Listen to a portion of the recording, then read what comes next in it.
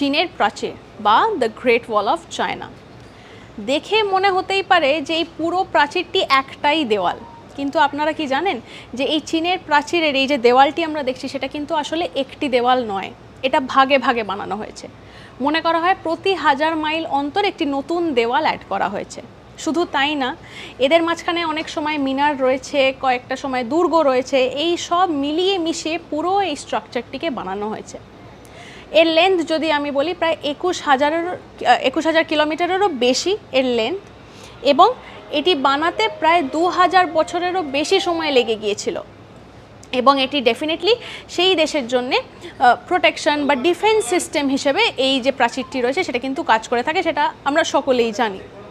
এখানে যারা আপনারা ঘুরতে গেছেন আপনাদের এক্সপিরিয়েন্স কিন্তু শেয়ার করতে ভুলবেন না, কমেন্ট সেকশন তো খোলাই রইল আপনাদের জন্য, এবং লাইক শেয়ার অ্যান্ড সাবস্ক্রাইব করতে হবে, সঙ্গে রাখতে হবে আজ তাক বাংলাকে।